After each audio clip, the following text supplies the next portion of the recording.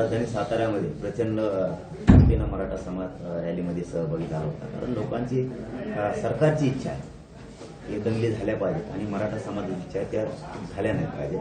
शांतता या राज्यात राहिली पाहिजे आणि मराठ्यांना ओबीसीतून आरक्षण मिळालं. सर्वसामान्य मराठा एका बाजूने उभा राहिला आणि सर्वसामान्य मराठ्यांना माझी विनंती आहे, एवढीच संधी आपल्या लेकरांना आयुष्याचं आरक्षण देण्याची. प्रत्येक जिल्ह्यात ज्या ज्या तारखेला ज्या ज्या ठिकाणी आपल्या रॅल्या त्या ठिकाणी सगळ्यांनी उपस्थित राहावं. साताऱ्यासारखं प्रचंड संख्येनं राज्यभरात प्रतिसाद आहे. पुढच्याही जिथं जिथं रॅल्या तिथं समाधान ताकदीने यावं. एक दिवस कामं बंद सगळ्यांनी ठेवावं. नितेश राणेंनी तुमच्यावर आरोप केला, तुम्ही मोहम्मद अली जिल्ह्याच्या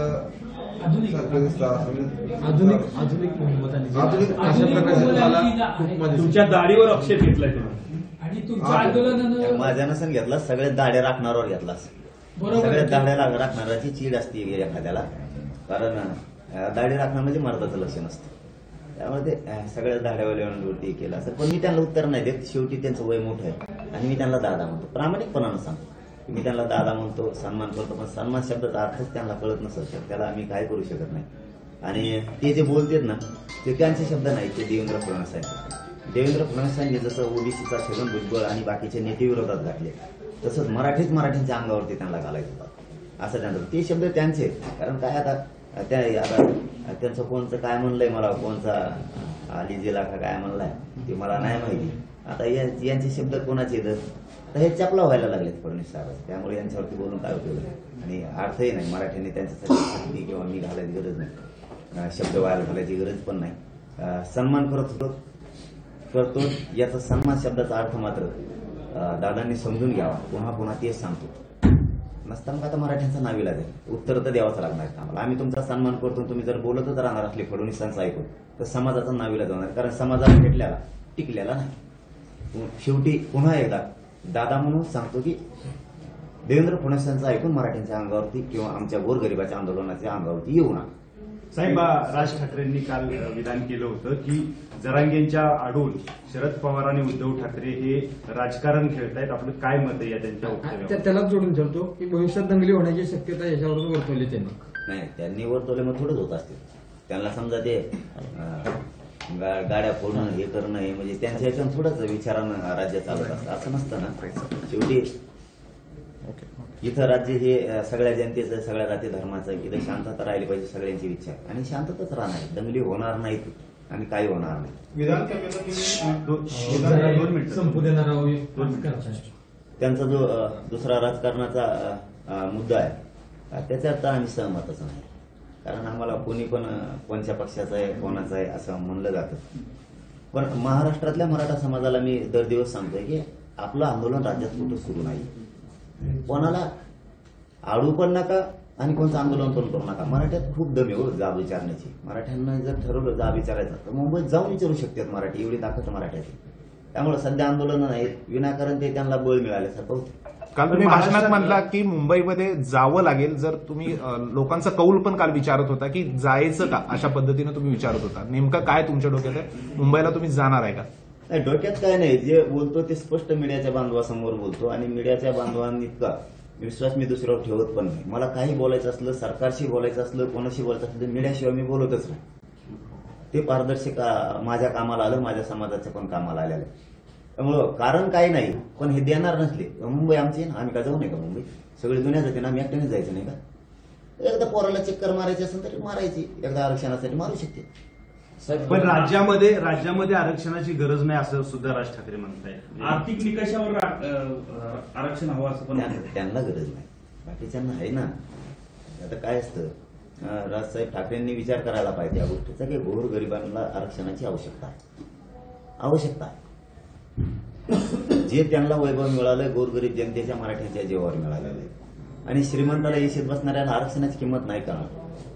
ही जर गोरगरीब जनतेला बसली, त्यांच्या भावना फक्त एकदा जाणून घ्या आणि मग म्हणा तुम्ही मराठ्यांना किंवा महाराष्ट्राला आरक्षणाची गरज नाही. एकदा त्यांच्या घरी जाऊन विचारा, विद्यार्थ्यांना विचारा, विद्यार्थ्यांना विचारा तुला आरक्षणाची गरज आहे का? ती जर नाही म्हणली तर मग तुमचं मत व्यक्त करा. तुमचं प्रत्येक वेळेस तुमचेच विचार जनतेवर लादून चालत नाही आणि तुम्ही ते लादू पण नका. साहेब काल उद्धव ठाकरेंच्या गाडीवर काल राज ठाकरेंच्या गाडीवर काल सुपाऱ्या टाकल्या. त्यानंतर संजय राऊत यांनी सांगितलं की ते शिवसैनिक नव्हते तर ते मराठा आंदोलक होते आणि त्यांचा तो रोष होता. काय आहे ते कोण होते मी पण नाही बघितले, पण मी एवढं सांगतो की राज्यात आंदोलन सुरू नाही. मराठ्यांचे कुठं विनाकारण कोणी फडणवीस साहेबांची सुपारी घेतल्यासारखं ते अभियान सुरू केलं षडयंत्र, त्याच्यात सामील होऊन विनाकारण रॅल्या काढणं, पुढे यात्रा काढणं, कुठं जा विचारणं, हे कामं बंद करा. कारण समाजात ताकद आहे ना जा विचारण्याची. मुंबईत जाऊन विचारू शकतो ना, असं थोडंच आहे समाज विचारू शकत नाही म्हणून तुम्ही विचारायला चालला. आंदोलनच नाही, विनाकारण त्यांना गालबोट लावायचं आंदोलनाला. त्यांचं ऐकून पंचायत मराठा समाजानं आंदोलन करू नये ही इच्छा आहे. शेवटी निर्णय त्यांचा आहे. समाज जितके दिवस सहन करत तितके दिवस करत, त्यांचंही ऐकणार नाही. मग समाज आंदोलन नको म्हणतो हे जाणून बुजून करणार असले तर समाजाच्या समोर त्यांनाही जायचं आहे. आर्थिक निकषाच्या अनुषंगानं मगाशी आपलं बोलणं झालं होतं, मध्येच एक प्रश्न आला. आर्थिक निकषावरती आरक्षण मिळालं पाहिजे अशी भूमिका छत्रपती उदयनराजेंची सुद्धा आहे. ते अनेक वेळा बोललेले आहेत. तुम्ही त्यांना भेटला ज्यावेळेला पाठिंबा आला त्यावेळेला नेमकी काय तुमची चर्चा झाली होती? आर्थिक निकषाच्या अनुषंगाने झाली होती का? पहिल्या दिवसापासून आमची ओबीसीतून मागणी, पहिल्या दिवसापासून, आजच नाही. 83 क्रमांकाला कुणबी, मराठा आणि कुणबी एकच आमचा व्यवसाय एक. हे व्यवसायाच्या आधारावर आरक्षण या राज्यात देशात दिलं गेले. त्यामुळे आम्ही ओबीसीत आमची मागणी आर्थिक निकष काय नाही आणि असण्याचं काही कारण पण नाही. ना. शिकवून नवीनच कुठून आम्ही मागणी घेणार? जे होणारच नाही त्याच्यात कसं काय पडणार आहे? आमचा हक्काचा आहे ना. पण ज्यांना कोणाला आर्थिक निकषावर द्यायचंय, कुठल्या दुसऱ्या समुदायाला एखाद्याचा, त्यांना आम्हाला माहित नाही द्यायचंय का नाही. परंतु माझा सरळ या प्रश्न असा आहे सरळ की मराठा पूर्वीपासून ओबीसी, त्याला आर्थिक निकषाकडे जाण्याची गरजच नाही. उदाहरणार्थ मला अगोदर 85,000 नोंदी सापडल्यात असं कळालं होतं. 1,30,000 नुसत्या सातारा जिल्ह्यात नोंदी सापडल्या. मग आम्ही ओबीसीतच येत ना. बळच कशाला जायचं दुसरीकडे? म्हणजे आमची इथं जमीन असून आम्ही विनाकारण तिकडं नाशिककडे कशामुळे घ्यायची? 7-12 इथला, गट नंबर इथला, आणि तुम्ही आम्हाला म्हणता तुमची जमीन इथं नाहीये, साताऱ्यात नाही, तिकडं नाशिकला आहे. तर आम्ही कधी येऊन जाऊन करायची आम्ही ती जमीन? ऑलरेडी आम्ही ओबीसी देत, आम्हाला कशाला तिकडे ढकलताय विनाकारण? साहेब अजित पवारांचं विधान आहे. साहेब अजित पवारांनी काल IBN लोकमतला मुलाखत दिली, त्यामध्ये म्हटलंय की राजकीय दृष्ट्या आमची अडचण होत नसल्यामुळे आम्ही बोलत नाहीये, आम्ही आरक्षणावर तोडगा काढू. आम्ही काढत म्हणतो. 11 महिने झाले, 11.5 महिने झाले, तुम्ही तोडगा काढू म्हणता, आम्ही तोडगाच काढा म्हणतो. तोडगा निघा नाही, गुतलंय कोणापाशी? आमच्या तर आता सत्ता नाही, तुमच्याच.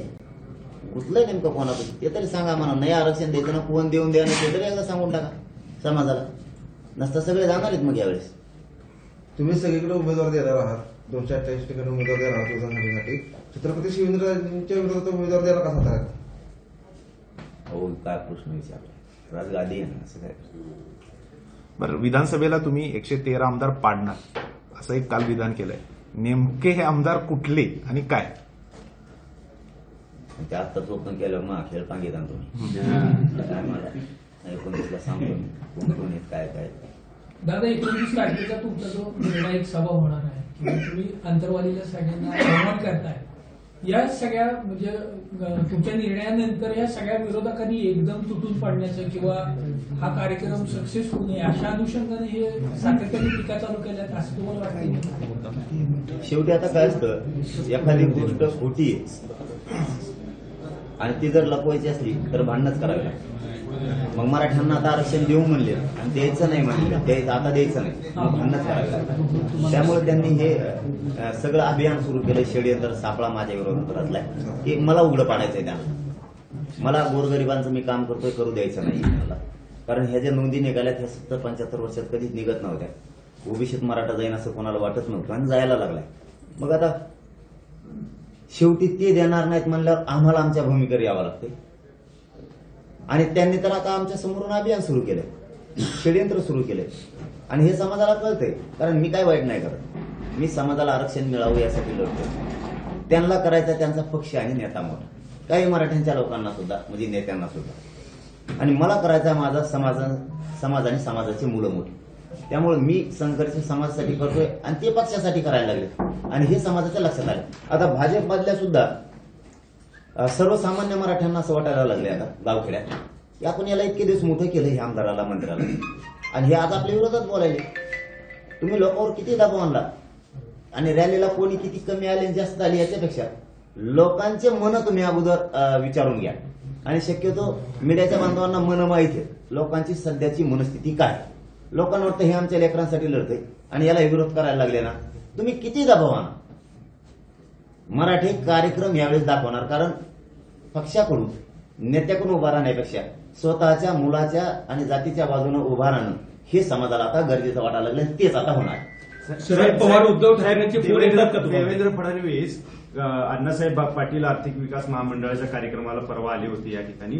तर त्यांनी असं म्हटलंय की इतिहास शिव्या शाप देणाऱ्यांना लक्षात ठेवत नाही, कर्तृत्ववान व्यक्तींनाच लक्षात ठेवतो. थेट रोग आपल्याकडे होता का ना आपलं काय मत आहे याच्यावर? माझं नाव घेतलं नाव नाही घेत तर ते ट्रोक चुकायला लागले. बरं, तुम्ही कालपासून का आमदारावर टीका केली? कोण आहेत आमदार ते? साताऱ्यातल्या का आमदारावर टीका केली तुम्ही कालपासून? मला माहित नाही, मला कोणीतरी सांगितलं, कोणतरी आमदार म्हणला ना ते काय रद्द करतो म्हणे, तुझा अर्ज रद्द करतो, लाडकी बहिणीचा काहीतरी होता ना ते, म्हणजे हिनवल्यासारखं मराठ्याला.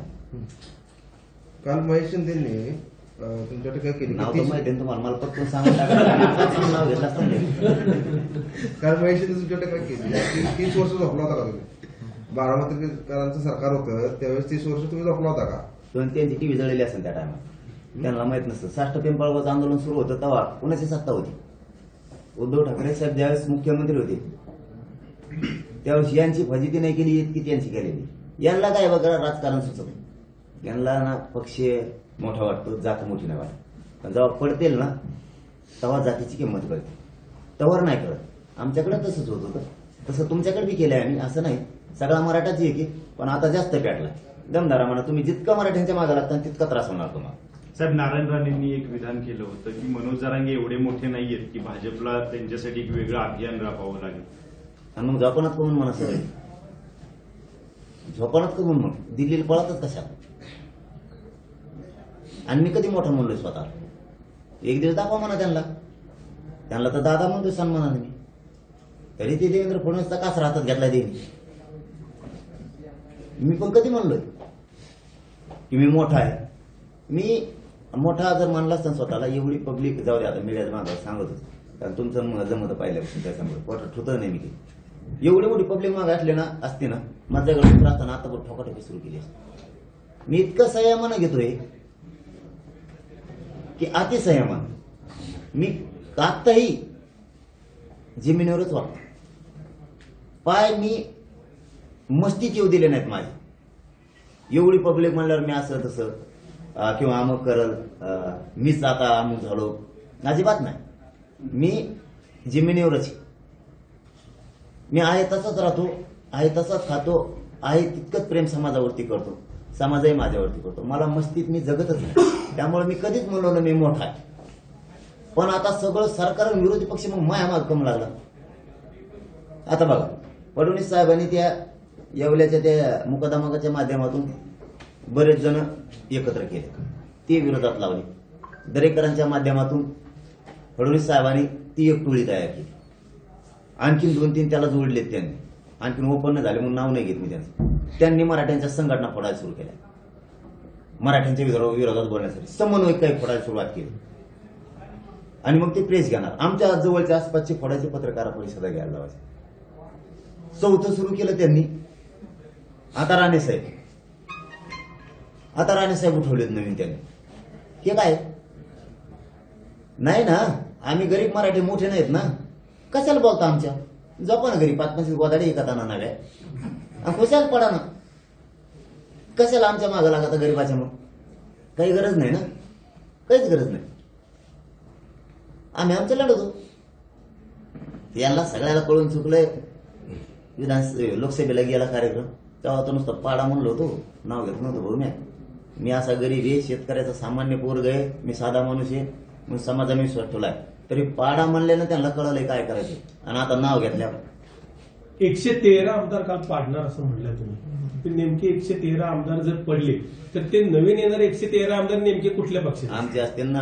हा तुम्ही काल ते पण म्हणजे आमचा पक्ष म्हणजे तुमचा पक्ष पक्ष पण नाही, पक्ष काढत नाहीत आम्ही. पहिली सुरुवात आहे राव आमची. एक तर आम्हाला मेळ लागणार काय आमच्याकडे उमेदवार झाले लई. माझ्याकडे 16 आहेत उमेदवार, माझ्या आजूबाजूला 150. लय अवघड खेळ आहे आमचं. पहिली सुरुवात आहे आमचं जरा जोडून, पण यांची फजिती आम्ही करणार. ही राजकीय भूमिका घेतल्यानंतर हा प्रश्न आहे. पहिल्यापासूनच मग पहिले कुठं राजकीय भूमिका घेतली होती आम्ही. 29 ऑगस्टला बसलो, तिसऱ्याच दिवशी आम्हाला दपटून काढलं. इतकं हल्लं पोलिसांनी. देवेंद्र फडणवीसने म्हणलं हाना त्यांना हाणाला. तेव्हा कोण राजकीय भूमिका होती आमची? नाही. SIT त्याच्यानंतर 4 महिन्यानं लावली. कोणची राजकीय भूमिका होती आमची तेव्हा? नव्हती. त्यांना करमत नाही. आळी यांची मोठी टोकरी ती. आता बघा त्यांना कसा उपचार करतो आम्ही त्यांचे या विधानसभेत. साहेब पण का तुम्ही राजकीय भूमिका घेतल्यामुळं सरकारला आता धडकी भरली आहे का पुढचं भवितव्य बघून? विदर्भ, मराठवाडा आणि पश्चिम महाराष्ट्र वाटत लावणार मी. 100% वाट लावणार. माझा समाज सुद्धा वाट लावणार. तुम्ही दबाव जरी आणला, यांच्याकडे शिक्षक जरी असले त्यांच्या शाळा कार्यक्रम इनडायरेक्टली याचा फायदा महाविकास आघाडीला होतो किंवा एखादा त्यांच्याकडे व्यावसायिक बी असला त्यांचा कार्यक्रम लावा. नोकरदार वर्ग सुद्धा त्यांच्याकडून राहील, पण ह्यावेळेस कार्यक्रमाला शेतकऱ्याचा तर विषय सांगू नका. ते तर लेकराच्या जातीच्याच बाजूने आहेत. मतदानच विरोधात करणारे सगळे. त्यामुळं आता आम्ही मुंबईत बघतो महाराष्ट्रातून किती लोक गेले. मुंबईत निवडून येते का पाडापाडी. आम्हाला आता थोडी थोडी माहिती मिळत चालली. कारण आम्ही गप्पा मारत नाही. मी कालही भाषणात सांगितलं, जिकडे आपल्याच्याने काय होत नाही ना तिकडे बळच आव नाही आणायचं. ही होईल ती होईल. कारण मुंबईत काय आपल्याला भरासा वाटत नाही. पण आता तुमच्यासारखे 4 जण सांगणारे असते. जसं की मी ते गलमबट्टी का काय कोण हिची तर हातभर नाव होते कामा धामाची. त्या धरणाच्या टायमा नुसतं बोललो येतं जरा खाली सारखा लागत त्या धरणाला लगेच जेलतात नाही माझ्याकडे.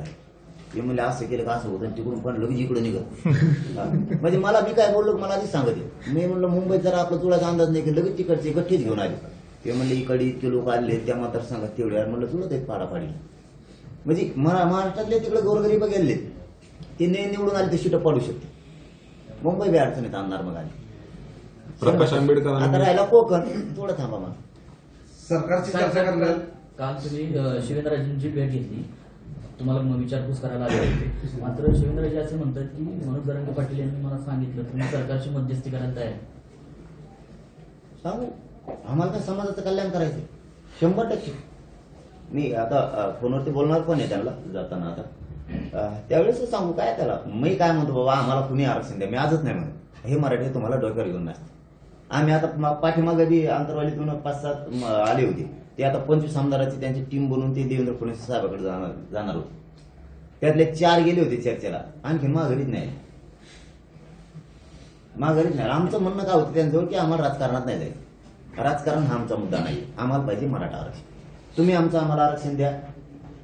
आम्हाला काही देणं घेणं नाही. हे मराठी तुम्हाला डोक्यात घेऊन असते. ज्यावेळी तुम्ही 13% दिलं होतं त्यावेळी 106 आमदार मराठ्यांनी उपकार फेडला ताबडतोब दिले होते. आम्हाला नाही गरज त्या राजकारणाची. पण तुम्ही ऐकत नसेल तर आमच्यावर पर्याय नाही. तुम्ही देवेंद्र फडणवीस साहेबाला जाऊन समजून सांगा. असं त्या 4ही आमदाराला आम्ही सांगितलं. ते आणखी वापसच नाही. समजून सांगितलं की ते तिकडेच गुतलेत. कोणाला माहिती तिकीट ते म्हणले का तिकीट देत नाही तुला मागे जाऊन. त्यामुळे ते तिकडेच गुतून पडलं दिसते. आम्ही राजांना सांगतो तुम्ही मध्ये आम्हाला आरक्षण पाहिजे. आम्हाला आरक्षण द्या. मात्र 29 आत हे निर्णय गरजेचा आहे. त्याच्यानंतर आम्ही मग ऐकणार नाही. कारण आमचं डिसिजन झाल्यावर समाजाचं वाटलं नाही ना होऊन देऊ शकत मी. डॉक्टरांनी तुम्हाला 24 तास विश्रांती घ्यायला लावलेली आहे. पुढचं नियोजन कसं असणार आहे? थांबणार आहे का काय? नाही मी लगेच आता पुण्याकडे निघालोय. मी विचार नाही करत माझ्या शरीराचा. माझ्यासाठी समाज मोठा आहे. आरक्षणाचा ही अंतिम टप्पा आहे.